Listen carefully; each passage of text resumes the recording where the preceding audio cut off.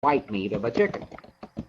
And then the last thing I avoid are the chemicals BHT and BHA. Bravo, Alpha. Okay, she wrote it down. So BHT and BHA are chemicals that they use to preserve the dog foods.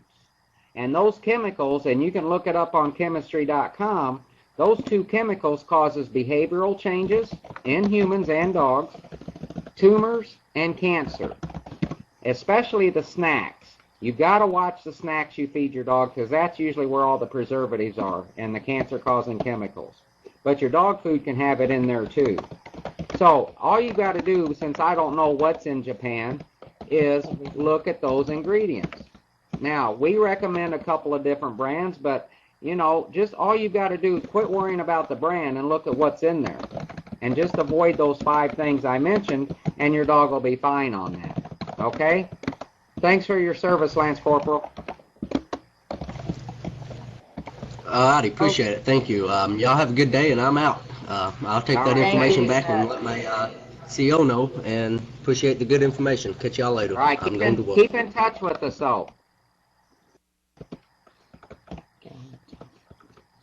All right, so if we have another one waiting, we're ready to take that. If not, I want to go back to talking about dogs. You have Gary from New Jersey that has a quick question. Okay, Gary. Boys, what makes you think my question is quick? Hey, Mark. Hey, Janice. Hey, Gary. I put on my Junior Dog Whisperers badge that you gave me the last time I saw you, that you got out of the Cracker Jack box for me. And I went to help a lady today who has a dog. They believe it's got a little pit in it. It looks like he's a mixed breed. Beautiful, a very long dog with a long tail. Looks to me like he probably has some chocolate lab. She said, you're going to have a problem with this dog because he jumps. He leads me while I walk. He barrels through the doors. He's getting involved with other dogs as I try to walk him, all this kind of stuff. I said, no problem. I took care of all those issues. I showed her how to lead the dog. I showed her how to be passively assertive, quietly assertive. She was just amazed. I felt like I had really followed your instructions real well from the times that I'd been with you, and the dog was doing real well. Now, here's the problem, though. This dog was a stray that was pulled off the cold streets of Jersey City, New Jersey, with frostbitten paws. And for one reason or another, the dog is petrified of water. If there's a puddle, the dog won't walk through the puddle. If it's raining, the dog won't go outside. Now, my question is, because the dog is so petrified, I'm not so sure that just shooing the dog when I come to a puddle with him is going to be enough, because the dog literally will leap over the puddle of water. And should I be forcing the dog to confront that water that he's so petrified of, or is there another approach that I should be doing? That's a very good question, Gary, because you're not the only one that's come across a dog like that. Every dog we see comes with a history. So whether it came from the shelter, they got it from a breeder, it was found on the street, it doesn't matter to the dog. That's the hard part to get across to people. The dogs live in a moment. Right now, that dog is the same dog he was before that person brought him into their home. Nobody ever changed the dog. If you've got a fearful dog in a shelter and they adopt it out, you've still got a fearful dog. Nobody ever changed the dog. So when you're walking a dog that's afraid of a water puddle, you're already thinking about the dog who's afraid of water puddles. You're thinking about his past instead of living in the moment. Now, in this moment, I'm just going to walk on through that water puddle, not look at it, not stop at it, not try to convince the dog to go through it. I'm just going to go through it. If I'm his leader, he will follow me.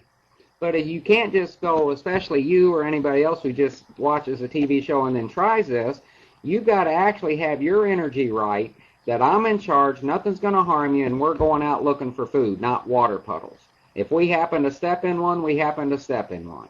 If we happen to come across a field and we have to walk through it, so be it. Now let me tell you this story about Janice. We went to an event down at Madison Square Garden 2 nights ago, and she took her 8-month-old puppy.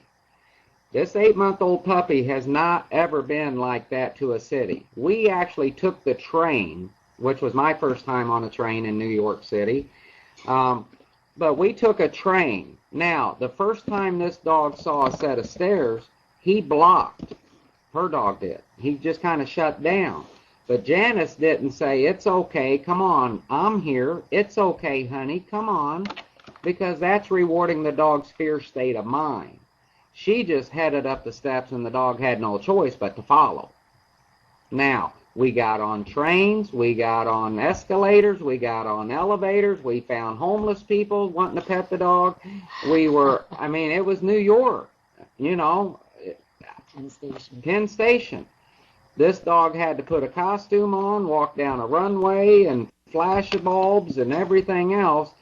And because Janice's energy was one of that, I'm here to have fun, I'm not here to worry about you, the dog, stepping in a water puddle, that dog did fine.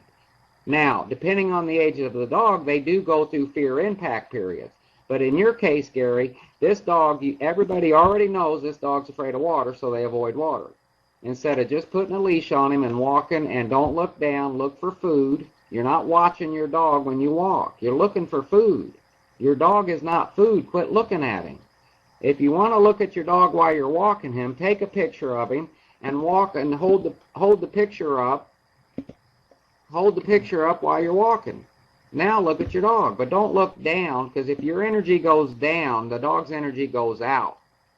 If your energy is out, your dog's energy will be on you. So it's not about walking your dog, it's about you going somewhere and the dog goes with you. Get the thought or the idea of, I have to walk my dog, out of your brain. You're not out walking a dog. You're out looking for food and he's following you. That's the difference. We tend to, it's okay, honey, when you should just, don't worry about it and go, like you're going after a beer. Okay, we're going to take Robert in Canada next.